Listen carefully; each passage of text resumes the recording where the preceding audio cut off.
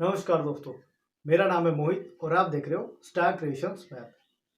ये हमारी हिंदी व्याकरण की क्लास है।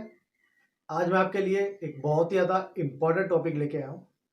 हमारा जो आज का विषय है वो है उपसर्ग, ठीक है, जिसे हम लोग इंग्लिश में प्रीफिक्स भी कहते हैं।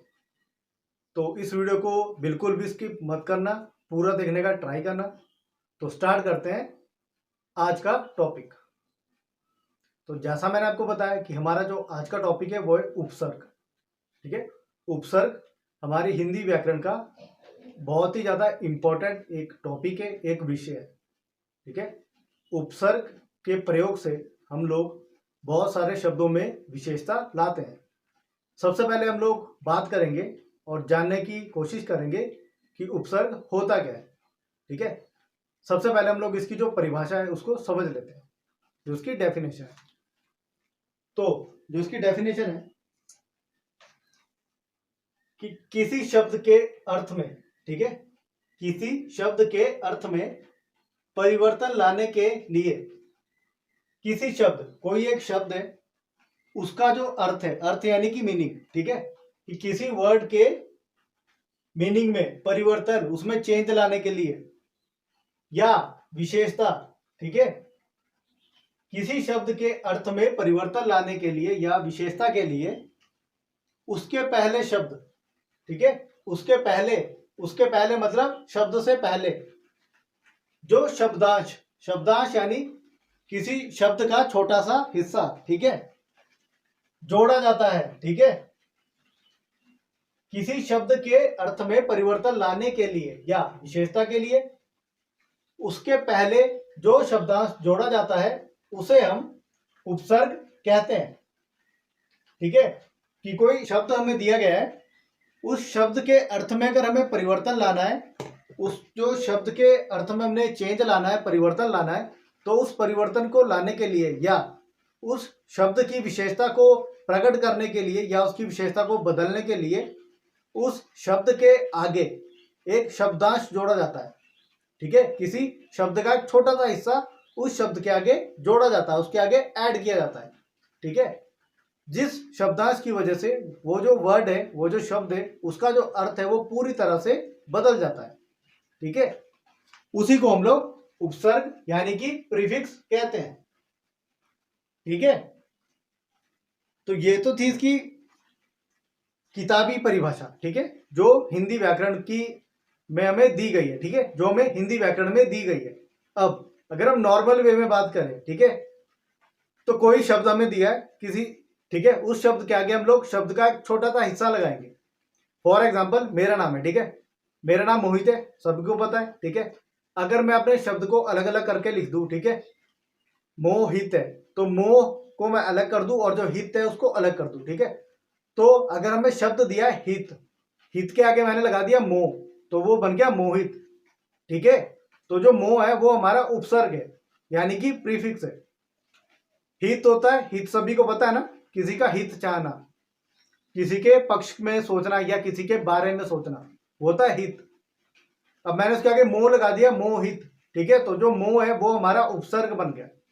Okay, clear. तो इसके जो कुछ उदाहरण है वो पहले देख लेते हैं, ठीक है। कि उदाहरण के लिए अति एक उपसर्ग है, ठीक है, ये एक उपसर्ग है अति, ठीक है। तो अति से जो शब्द बनेंगे वो बने अतिरिक्त, अतिशय और इस तरह के और भी शब्द हैं, ठीक है।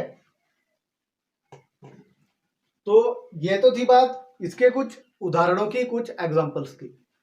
अब हम बात करेंगे कि उपसर्ग कितने प्रकार के हमारे पास अभी उपलब्ध हैं, ठीक है, कि उपसर्ग कितने प्रकार के होते हैं, क्या इसके कौन कौन से टाइप्स हैं। ओके, तो मेरे पास यहाँ पे जो मैंने नोट्स प्रिपेयर किए हैं, मेरे पास यहाँ पे 40 उपसर्ग विद उनके एग्जाम्पल मेरे पास पूरे तैयार हैं। तो टोटल हमारे पास 40 इसके प्रकार हैं, टाइप्स हैं, ठीक है। उन 40 प्रकारों को हम लोग पहले समझ लेंगे और उनके जो शब्द हैं, जो उनके उदाहरण हैं, उनको भी समझेंगे और पढ़ेंगे, ठीक है। ठीक है, तो जैसा मैंने आपको बताया कि जो उपसर्ग है उसके 40 प्रकार है मेरे पास, ठीक है। जो उसके 40 प्रकार है उनको हम बारी बारी से पहले समझ लेते हैं। कि वो 40 प्रकार कौन कौन से हैं। ठीक है, फिर उन प्रकारों में कौन कौन से शब्द आते हैं। ठीक है, तो पहला है अति, यहां पे देख सकते हैं आप अति। दूसरा है अप, दूसरा है अप, फिर है अब, अनु, अधि, अभी, अ, अन, अध, अंतर, अलम। अब आप बोलोगे ये म के नीचे ऐसे मैंने ये डंडा क्यों लगा रखा है, र के नीचे ऐसे क्यों डैश मार रखा है। ठीक है, तो जिन शब्दों के नीचे ये इस तरह से हम एरो लगाते हैं उसका मतलब होता है कि वो वाला शब्द जब दूसरे शब्द के साथ जुड़ेगा तो जो वो आखिरी शब्द होगा वो आधा लिया जाएगा। ठीक है, आधा लिया जाएगा। ओके, जैसे आधा म लिया जाएगा, आधा र लिया जाएगा। ओके, अध, आ, उप, उत, कु और का। ठीक है, दुस, नी, पुरस, स के नीचे डैश है मतलब स आधा लिया जाएगा। प्रति, निस, स के नीचे डैश है मतलब स आधा लिया जाएगा। निर, र के नीचे डैश है मतलब र आधा लिया जाएगा। पुनर, परि, प्र, परा, वी, वहीर, र के नीचे डैश है मतलब र आधा लिया जाएगा। स, सह, सु, स्व, बद, ना, कम। ठीक है, कम, खुश, ला, हर, बे, हम। ठीक है, तो ये हमारे पास जो उपसर्ग है उसके उदाहरण है, उसके एग्जाम्पल है। ठीक है, ये उसके टाइप्स हैं। इन्हीं उपसर्गों का प्रयोग करके जो शब्द हैं वो बनेंगे आगे। ठीक है, तो अब उन शब्दों को हम लोग बारी बारी से समझेंगे। ठीक है, तो वीडियो को स्किप बिल्कुल भी मत करना, पूरा वीडियो देखना है। ठीक है, ओके, अगर आप ये वाली वीडियो कंप्लीट देख लोगे तो आपको कभी भी उपसर्ग में कभी भी दिक्कत नहीं आएगी। ओके, तो पहला जैसे अति है, तो अति के जो उदाहरण है, जो इसके शब्द है वो इस तरह से है। देखो, अतिरिक्त, अत्याचार, अतिशय। तो हर शब्द के आगे अति लगा है। ठीक है, जैसे रिक्त है, रिक्त के आगे लगा है अति। ठीक है, यहाँ पे देखो अत्याचार, अतिशय।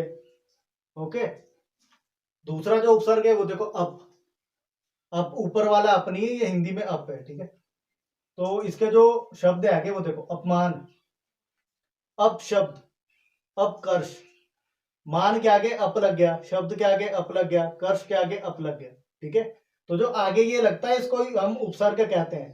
ठीक है, तो इसमें आपको कोई भी दिक्कत नहीं आनी चाहिए। तो जितने भी मेरे टीजीटी आर्ट्स वाले फ्रेंड्स हैं, जो बीएड वाले हैं, वो जो उसको देख रहे हैं वीडियो को, तो मुझसे ज्यादा हिंदी तो आपको आती है। ठीक है, तो अगर आपको फिर भी डाउट है, ठीक है, तो इस वीडियो को पूरा देख लो, आपको कभी भी उपसर्ग में दिक्कत नहीं आएगी। ओके, तो पहला था अति, फिर है अब, तीसरा है अब। अब देखो, काश के आगे लगा अब, अवकाश। गत के आगे लगे अब, अवगत। लोकन के आगे अब, अवलोकन। तार के आगे अब, अवतार। ठीक है, अवतार। अगला है अनु, अनुचर, अनुक्रम, अनुभव। अगला अधि, अधिपति, अधिकार, अधिकता। अगला है अभि, अभिभावक, अभियान, अभिशाप। अगला है अगम, अचर, अथाह, अचेत। और आठवां है अन, अनपढ़, अनादि, अनंत, अनजान। ठीक है, ठीक है, तो ये सिंपल है, बहुत ज्यादा सिंपल है, इतना मुश्किल नहीं है, ये बहुत ज्यादा आसान है। शब्द के आगे शब्द का कोई हिस्सा शब्दांश जोड़ते हैं जिससे उसका जो अर्थ है वो पूरी तरह से बदल जाता है। ठीक है, उसी को हम लोग उपसर्ग कहते हैं। तो आप खुद भी देख सकते हो, बहुत ही इजी है। ओके, आगे बढ़ते हैं। अगला जो उपसर्ग है वो है अध। ठीक है, अध, अधपतन, अधोमुखी, अधोगति। ठीक है, अधपतन, अधोमुखी, अधोगति। अगला है अंतर। ठीक है, अंतरात्मा, अंतरिक्ष, अंतःकरण। अगला है अलम, अलंकार, अलंकृत। अगला है अध, ठीक है, ध के नीचे ध, ठीक है। अर्धवार्षिक, अर्धरात्रि, अर्धमासिक, ठीक है, यानी कि आधा, ठीक है। जैसे अर्धवार्षिक आधा वर्ष, अर्धरात्रि आधी रात, अर्धमासिक आधा महीना, ठीक है। अब अगला है आधार, आगमन, आकर्षण, आरंभ, ठीक है। अगला है उपयोग, उपमंत्री, उपकार, उपदेश। अगला है उत्कर्ष, उत्थान, उत्तम, उत्पत्ति। अगला है और कुमार्ग, कुमति, कुकर्म, का पुरुष। अगला है दुस्साहस, दुर्गम, दुष्कर, ठीक है। ओके, आगे बढ़ते हैं। तो अगला है हमारे पास नी, ठीक है। नी से बना निकृष्ट, निवारण, निरूपण। अगला है पुरस, स इसमें आधा आएगा, पुरस्कार, पुरस्कृत। अगला है प्रतिकार, प्रतिदिन, प्रतिष्ठा। अगला है निसंदेह, निष्कपट। अगला है निर्मल, निराकरण। अगला है पुनर्जन्म, पुनर्गमन, पुनरुक्त। अगला है परीक्षा, परित्याग, परिवर्तन। अगला प्रयत्न, प्रयोग, प्रबंध। अगला है पराक्रम, पराजय, पराधीन, ठीक है। तो इनको आप एक बार और देख लो ध्यान से। ओके,